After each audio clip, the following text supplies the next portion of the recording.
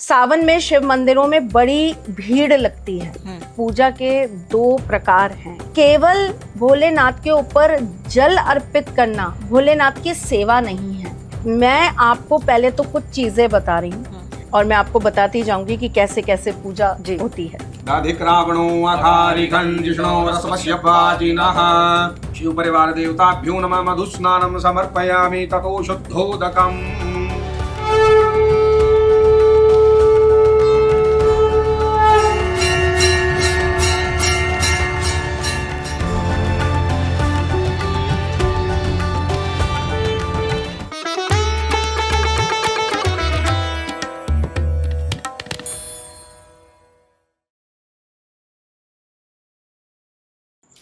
नमस्कार, हर हर महादेव। और एक बार फिर से आपका स्वागत है हमारे खास पॉडकास्ट में।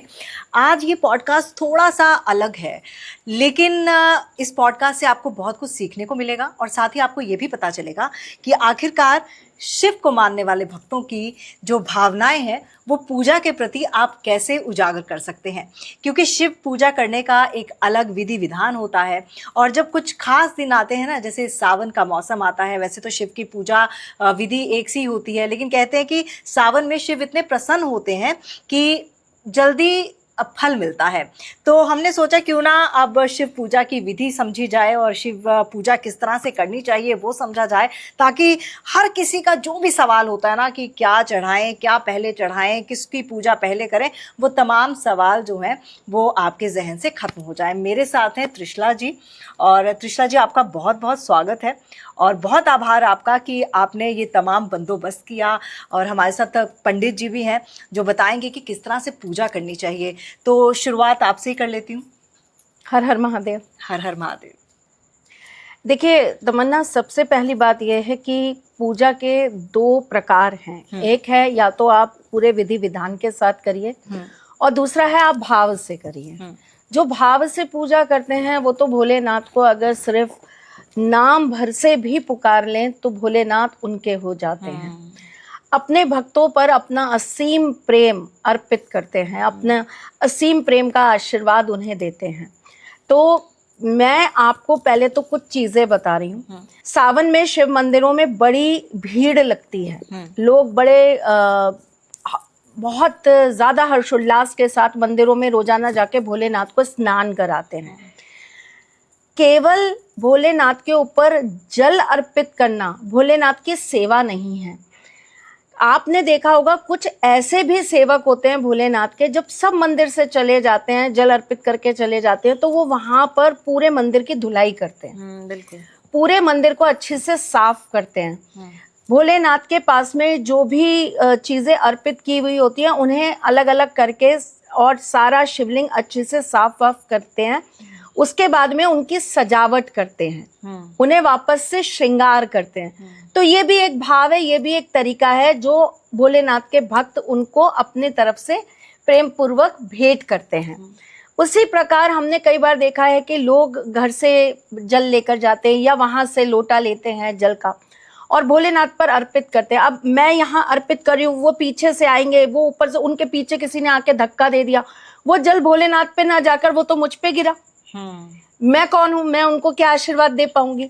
तो मेरा यहाँ सिर्फ उनको ये समझाना है कि अगर ऐसी कोई स्थिति या परिस्थिति है कि आप अच्छे से भोलेनाथ पर जल अर्पित नहीं कर पा रहे हैं, तो आप उनकी जो ये ऊपर जलेरी होती है इसके अंदर आप जल डाल दीजिए।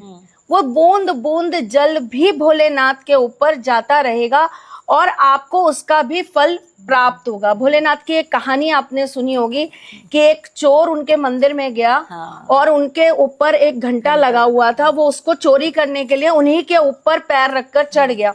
तो भोलेनाथ तो इतने भोले हैं कि उन्होंने ये सोचा लोग तो बिलपत्र चढ़ा रहे हैं, लोग तो मेरे ऊपर जो है आके अलग अलग विभिन्न सामग्रियां चढ़ा रहे हैं, और इससे देखो इस बेचारे ने तो अपने आप को ही मुझे दे दिया, अपने आप को ही चढ़ा दिया मेरे ऊपर। उन्होंने प्रसन्न होकर उनको आशीर्वाद दे दिया। तो भोलेनाथ को आप अगर इस तरह से नीचे जल फैलाए या किसी और के ऊपर जल डाले, उससे बहुत बेहतर है कि तसल्ली से आप उनके कलश में जल अर्पित करके आ जाए, ताकि वो जल भी भोलेनाथ को बूंद बूंद करके आपके द्वारा ही चढ़ाया जाएगा। बिल्कुल, मैं देख रही हूँ आपने जिस तरह से पूरा बंदोबस्त किया हुआ है, तमाम सामग्री यहाँ पर है और थाली सजी हुई है। जो पूरा शिव परिवार है वो मेरे समक्ष है। कैसे पूजा विधान शुरू होता है, आप समझ लीजिए कि मैं शिव मंदिर पहुंच गई या फिर मैंने अपने घर पे ही शिवलिंग जो है स्थापित किया जैसे आपने किए हुए हैं। तो अब मैं सबसे पहले क्या करूंगी? सबसे पहले गणेश जी की पूजा करेंगे। तो हमारे ब्राह्मण देव पूजा विधि चालू करेंगे और मैं आपको बताती जाऊंगी कि कैसे कैसे पूजा होती है। अक्षतानि गृहीत्वा,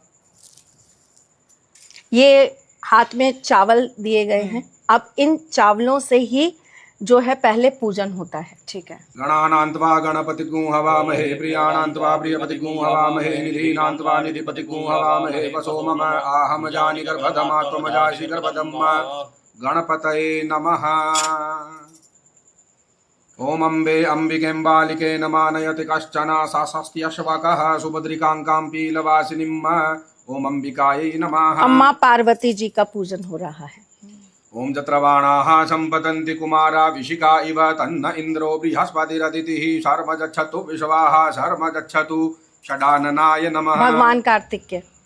आशुः शिशानो वृषभो न भीमो घनाघनः क्षोभणश्चरेखणीनाम् संक्रन्दनो निमिष एकवीरः शतकुंसेना अजय साकमिन्द्रः। ओम नन्दिने नमः। नंदी जी को। ओम जत्रवाणाः सम्पतन्ति कुमारा विशिका इव तन्न इन्द्रो बृहस्पतिरदितिः शर्म गच्छतु विश्वाः शर्म गच्छतु भद्रं कर्णेभिः शृणुयाम देवा भद्रं पश्येमाक्षभिर्यजत्राः स्थिरैरङ्गैस्तुष्टुवागुंसस्तनुर्भिवसेमहि तं जदायुः। वीरभद्राय नमः। द्वारपालाय नमः। यहाँ पर वीरभद्र का पूजन करेंगे हम। ओम कुबेराय नमः। कुबेर जी का पूजन करेंगे। ओम सर्पाय नमः। सर्प का पूजन करेंगे। ओम त्रिशूलाय नमः। त्रिशूल का पूजन करेंगे। ओम दुंदुभे नमः। डमरू का पूजन करेंगे। ओम नमः शंभवाय च मयूभवाय च नमः शंकराय च मयस्कराय च नमः शिवाय च शिवतराय च बाण रावण सहिताय शिवपार्षदेभ्यो नमः। शिवाय नमः। नर्मदेश्वराय नमः। ध्यायामि पूजयामि पादयोः पाद्यम्। अब हम सर्वप्रथम प्रभु के पैरों में जो है जल अर्पित करते हैं। तो ये हम उनके पैरों में पहला जल अर्पित करेंगे। हस्तयोर अर्घ्यम्। अब हम उनके हाथों पर जल अर्पित करेंगे। मुखे आचमनीयम्। अब मुख में हम उनका जल अर्पित करेंगे। सर्वांगे जल स्नानम्। अब हम उनको पूरी तरीके से जल अर्पित करेंगे। अगर आप मंत्र नहीं कर पा रहे हैं तो विधि यही रख सकते हैं किसी भी शिव मंदिर में जाकर। पयः स्नानम्। अब हम दूध से अभिषेक करेंगे। पयः तो सबसे पहले हम अच्छा तो यही होगा कि आप किसी पुष्प से या पान के पत्ते से या दुर्वा से आप अर्पित करें। तो हम सबसे पहले गणेश जी को अर्पित कर रहे हैं। पयः पृथिव्यां पय ओषधि कुपयो दिव्यन्तरिक्षे पयोधाः पयस्वतीः प्रदिशः सन्तु मज्यम्। शिव परिवार देवताभ्यो नमः। पयः स्नानं समर्पयामि।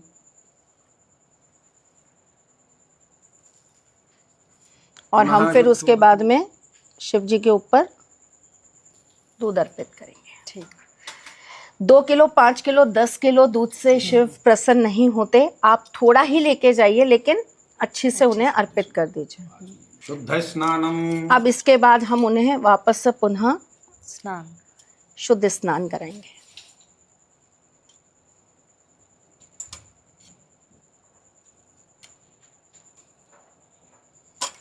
ततो दधि स्नानम।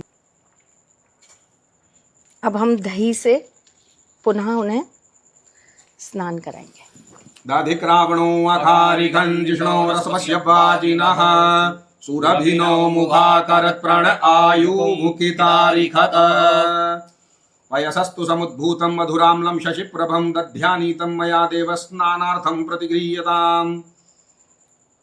शिव परिवार देवताभ्यो नमः। दधि स्नानं समर्पयामि पुनः शुद्धोदकम्। और फिर पुनः हम जो है करेंगे।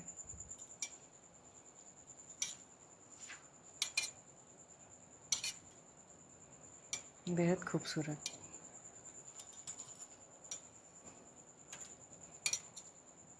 ततो घृत स्नानम, अब हम घी से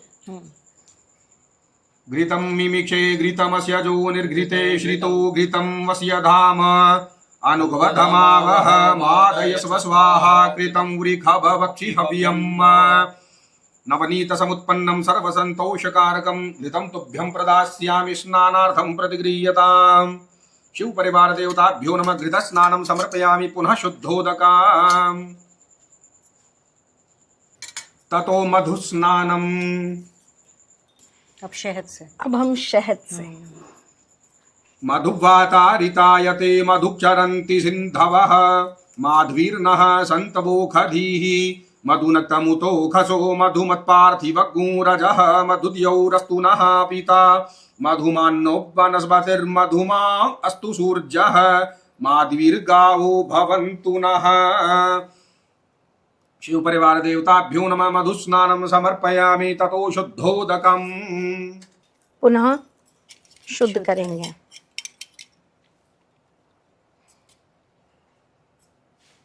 आपको बड़ी तसल्ली से बैठकर पूजन करना है। बिल्कुल। और मंदिरों में ये मुझे लगता है कि मुमकिन नहीं है, क्योंकि भीड़ इतनी रहती है। तो अगर घर पे भी अगर शिवलिंग है तो उधर भी ऐसी पूजा आप की जा घर सकती पे है। भी शिवलिंग की पूजा कर सकते हैं। आप पार्थिव शिवलिंग का भी निर्माण कर सकते हैं। शर्करा स्नानम, ये क्या है? शक्कर, ये भूरा है। भूरा। आप शक्कर को पीस के हाँ। अपाग्गुरसमुद्वयसगुं सूर्ये सन्तगुं समाहितम् अपाग्गुरसस्य जो रसस्तम्भो गृह्णाम्युत्तममुपयाम गृहीतोऽसीन्द्राय तवा जुष्टं गृह्णाम्ये कथे जो निरिन्द्राय तवा जुष्टतमम्। शर्करा स्नानं समर्पयामि ततो शुद्धोदकम्।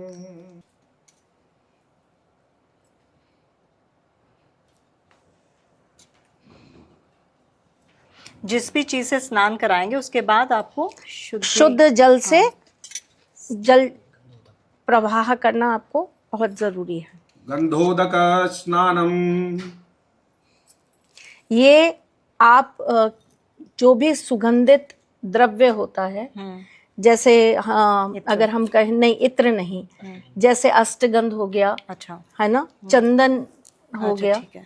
आप उनसे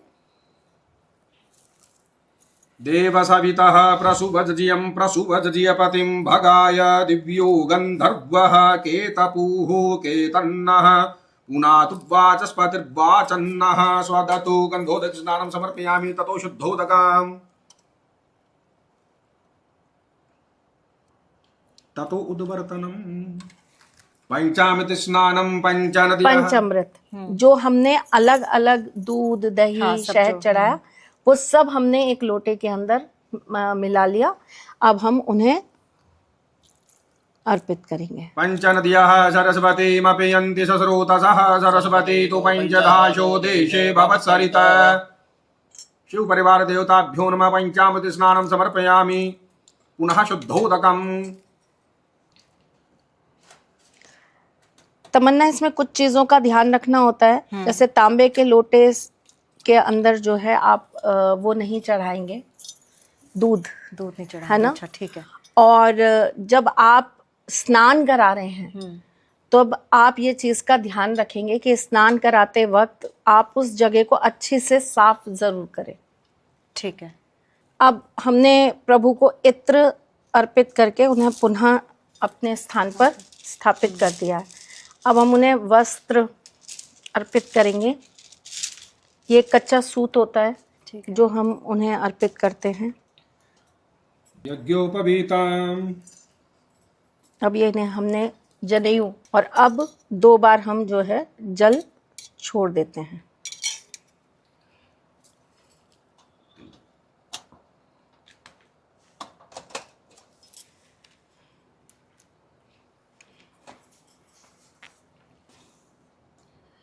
श्रीखंडं चंदनं दिव्यं गंधाढ्यं सुमनोहरं विलेपनं सुरश्रेष्ठा चंदनं प्रतिगृह्यताम्।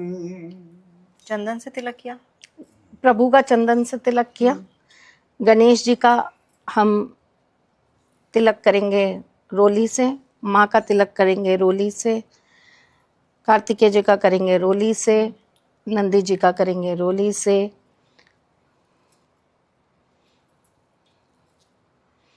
सर्प का करेंगे रोली से, त्रिशूल, डमरू का करेंगे रोली से। ठीक। अब प्रभु को हम चढ़ा रहे हैं भस्म।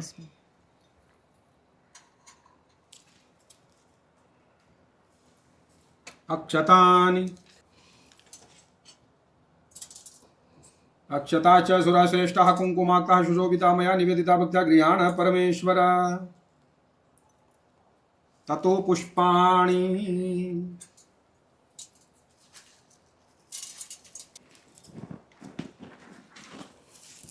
गणेश जी पे पुष्प चढ़ाएंगे। कोई खास पुष्प या फिर कोई भी पुष्प चढ़ा सकते हैं? कोई भी चढ़ा सकते हैं जो आपको इजीली अवेलेबल हो जाए, आप वो चढ़ा सकते हो।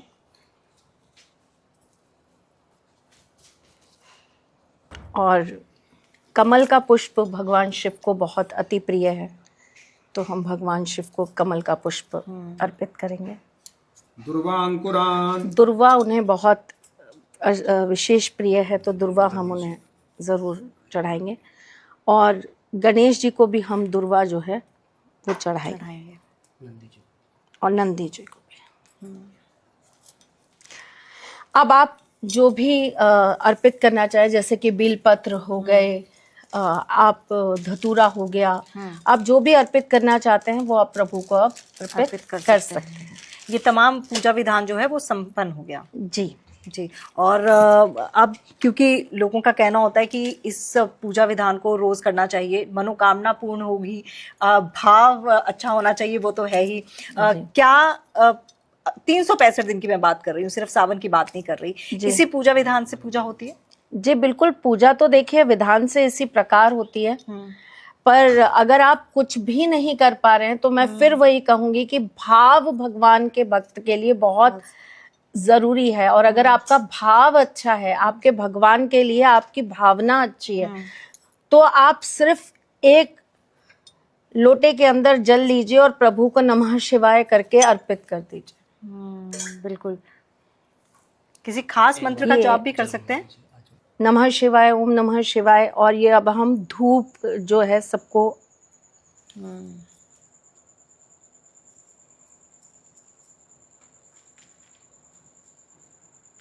दीपक,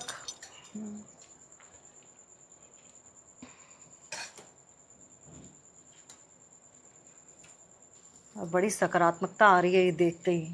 और अब हम एक एक करके प्रभु को फल जो है वो ग्रास मुद्रा में अर्पित करेंगे। ग्रास मुद्रा मतलब? जैसे हम बच्चे को नहीं खिलाते हैं। अच्छा, ठीक है। आप मिठाई का भी भोग लगा सकते हैं, आप कुछ और अपनी तरफ से लगाना चाहें वो भी लगा सकते हैं। आप पान का बीड़ा भी प्रभु को आप भेंट कर सकते हैं।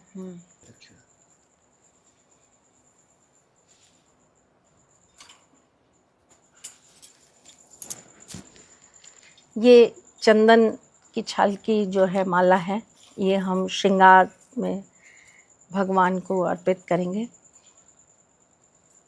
और इसका क्या महत्व है? चंदन प्रभु को अति प्रिय है, और चंदन चढ़ाने से मन को शांति मिलती है, सुख मिलता है, समृद्धि मिलती है, आपके पूर्व जन्म के पापों से मुक्ति मिलती है। घर के अंदर अगर जाने अनजाने में किसी ने कोई मनौती मांगी हो, पूर्ण नहीं कर पाए हो, भोलेनाथ को लाल चंदन अर्पित करिए। आपके घर के अंदर उस चीज़ का दोष नहीं लगता है। आपके घर में अगर आपके पितृ रुष्ट हैं, आपकी कुल देवी कुल देवता रुष्ट हैं, आप अपने पितरों के नाम से कुछ नहीं कर पा रहे हैं, आप अपनी कुल देवी के नाम से कुछ नहीं कर पा रहे हैं, सफ़ेद चंदन प्रभु को अर्पित करिए, आपको उस पाप से मुक्ति मिलती है। गंगा जल में पीला चंदन मिलाकर प्रभु को अर्पित करिए, आपकी मनोकामना सिद्ध होती है। आप जो चाहते हैं भोलेनाथ आशीर्वाद स्वरूप आपको प्रदान करते हैं। अगर आप चाहते हैं कि आप धर्म के रास्ते पे चले, ईश्वर से जुड़े, ईश्वर के साथ आपका कनेक्शन हो, आपकी पूजा भक्ति भाव कभी किसी को नज़र ना लगे, आप जो भी प्रभु के नियमित करना चाहते हैं वो आपके काम पूरे हों, आपके तीर्थ पूरे हों, आपके इस जन्म में आपके पुण्य पूरे हों, अगर आप ऐसी मनोकामना रखते हैं तो आप भोलेनाथ के ऊपर लाल रंग की चंदन की लकड़ी के ऊपर केसर रखकर अर्पित करिए। अब हम प्रभु को जो है रुद्राक्ष, जो उन्हें अति प्रिय है, वो हम अर्पित कर रहे हैं। 11 मुखी रुद्राक्ष अगर आप भोलेनाथ के मंदिर में सावन के महीने में प्रभु को भेंट करके आते हैं तो ऐसा करने से आपके जीवन की हर मनोकामना सिद्ध होती है। अगर आप 7 मुखी रुद्राक्ष भोलेनाथ को जल के अंदर रखकर उस जल से अभिषेक कर कर वो रुद्राक्ष प्रभु को अर्पित करके आते हैं तो ऐसा करने से आपके जीवन में सफलता आपके कदम चूमती है। अगर आप विदेश जाना चाहते हैं तो आप 13 मुखी रुद्राक्ष के 2 पीस लेकर प्रभु के मंदिर में एक भोलेनाथ को और एक माँ गौरा को भेंट करके आइए और फिर देखिए कि आपकी विदेश जाने की और वहाँ सेटल्ड होने की, वहाँ आपकी जीवन की वृद्धि की जो आपकी मनोकामना है वो कैसे पूर्ण होती है। 17 मुखी रुद्राक्ष अगर आप प्रभु को अपने मन की मनोकामना बोलते हुए अर्पित करते हैं, भेंट करते हैं और प्रभु को स्पर्श कर कर उसे लाकर अपने घर के अंदर एक लाल चंदन की डिब्बी के अंदर, लाल चंदन का जो बुरादा होता है, हाँ, उसकी डिब्बी के अंदर डालकर रखकर अपने मंदिर में रख लेते हैं और शिव तुल्य ही उनकी पूजा करते हैं तो आपकी सर्व मनोकामना पूर्ण होती है। तो चलिए, बहुत ही पूजा क्या संपन्न हो गई? बिल्कुल हो गई। तो पूजा संपन्न हो गई है और मुझे लगता है कि आपने ये तो देख ही लिया कि पूजा विधि क्या होती है। और अगर आप ये पूजा विधि 365 दिन नहीं कर पाते हैं या फिर कभी ऐसा होता है कि किसी वजह से पूजा नहीं हो पाती है कुछ दिनों तक, तो आप कम से कम, मैं कहती हूँ, सावन में ज़रूर कीजिएगा, 30 दिन ज़रूर कीजिएगा, आपको उसका फल मिलेगा। और जैसा कि कहते हैं कि सावन जो होता है वो प्रिय महीना होता है शिव का, तो जाहिर सी बात है कि प्रिय महीने में शिव ज़्यादा खुश होंगे क्योंकि अपने ससुराल आते हैं। और इसी महीने में माँ पार्वती से उनकी मुलाकात भी हुई थी, विवाह हुआ था। तो ऐसे में अगर इस महीने खास तौर पर अगर इसी तरह से आप पूजा करते हैं, फिर से कह रही हूँ कि 365 दिन नहीं कर सकते तो 1 महीना करके देखिए, आपको अपने अनुरूप फल मिलेगा, जो आप मनोकामना चाहते हैं वो पूर्ण होगी। और त्रिशला जी, आपका तो बहुत बहुत शुक्रिया कि आपने ये तमाम बंदोबस्त किया दर्शकों के लिए। और मैं हमेशा कहती हूँ कि त्रिशला जी का ये एक वो रहता है, मिशन रहता है कि अगर कुछ बता रहे हैं तो पूरी रिसर्च के साथ बताएं और अच्छे तरीके से बताएं। तो त्रिशला जी ने यही कहा कि कोई चीज़ छूटनी नहीं चाहिए, इसलिए और सबसे प्रमुख चीज़ जो नहीं छूटनी चाहिए वो, आप जब पूजन कर रहे हैं या विधि विधान से पूजन नहीं भी कर पाए, प्रभु के सामने बस इस तरीके से अपनी रीढ़ की हड्डी बिल्कुल सीधी करके आप प्रभु से अपने आप को जोड़िए, अपने आप को पूर्ण तरह से उन्हें अपना समर्पण दे दीजिए। आप उनके सामने सरेंडर हो जाइए और बस एक ही बात कहते जाइए, नमः शिवाय, बोलो नमः शिवाय, हर हर भोले नमः शिवाय। जटाधराय शिव जटाधराय, हर हर भोले नमः शिवाय, नमः शिवाय, ओम नमः शिवाय, हर हर भोले नमः शिवाय। डमरू की ध्वनि प्रभु को बहुत पसंद है तो आप डमरू बजा सकते हैं। आप जब आरती करते हैं, जब आप घंटी बजाते हैं तो साथ में डमरू बजाइए, प्रभु को अत्यंत प्रिय है वो। भगवान शिव के मंदिर के बाहर आप घुंघरू भेंट करके आइए, चढ़ा कर आइए तो आपकी मनोकामना पूर्ण होती है। देखिए, भोलेनाथ बहुत भोले हैं, वो एक बिलपत्र पर रिझ जाने वाले हैं। उपाय मेरे पास करोड़ों हैं, लेकिन बस आपके भाव होने चाहिए। अभी तो हमने आपको बहुत छोटे विधि विधान के साथ एक नॉर्मल सी पूजा बताई है, जो कुछ भी ना हो तो आप बस इतना सा ही कर लें तो भी आपकी पूजा प्रभु को पसंद आएगी और आपको उसका आशीर्वाद मिलेगा। और विधान के साथ अगर पूजा बताने चले तो बहुत सारी चीज़ें हैं जो इसके अंदर होती हैं और अलग अलग मंत्र हैं, अलग अलग प्रभु के लिए जो है भजन हैं जो हमें प्रभु के सामने बैठकर जरूर गाने चाहिए। तो देखिए तमन्ना, बस मैं यही कहूँगी कि भोलेनाथ का आशीर्वाद आप सभी पर यूं ही बना रहे, आपका परिवार हमेशा खुश रहे। जिस प्रकार भोलेनाथ का अपना परिवार सबके लिए सुखद है, लाभ है, शुभ है और सबके जीवन में प्रगति देने वाला है, आशीर्वाद देने वाला है। बस इसी प्रकार आपका परिवार आपके लिए खुशियों का कारण बने, उन्नति वृद्धि आपके घर में रहे, रोग आपके घर से दूर रहे। आपको हमेशा भोलेनाथ से, माँ पार्वती जी से, गणेश जी से, कार्तिकेय जी से, नंदी जी से और नाग देवताओं से हमेशा आशीर्वाद प्राप्त होता रहे। आप हमेशा खुश रहें, बहुत प्रसन्न रहें और मस्त रहें। और बस इसी तरह से मन में सबके सामने बार बार एक ही बात बोले, नमः शिवाय बोलो, नमः शिवाय। हर हर भोले नमः शिवाय। गंगाधराय शिव गंगाधराय। हर हर भोले नमः शिवाय। नमः शिवाय ओम नमः शिवाय। हर हर भोले नमः शिवाय। हर हर महादेव। हर हर महादेव। बहुत शुक्रिया आप लोगों का भी, और जाहिर तौर पर आपको बहुत कुछ सीखने को मिलेगा। अब मेरे पास शब्द नहीं है कहने के लिए, क्योंकि जब भी आप अपने आराध्य के सामने होते हैं तो थोड़ा सा भावुक हो जाते हैं। तो आप भी अपने भावों को अपने साथ रखिए, भगवान को अपने भाव चढ़ाइए, संपूर्ण तरीके से चढ़ाइए, क्योंकि भगवान को जब आप सरेंडर करते हैं ना, उनके हो जाते हैं, तो भगवान वही करते हैं जो आपके लिए अच्छा होता है। आपके मन का हुआ तो अच्छा, आपके मन का नहीं हुआ, उनके मन का हुआ तो बहुत अच्छा। नमस्कार।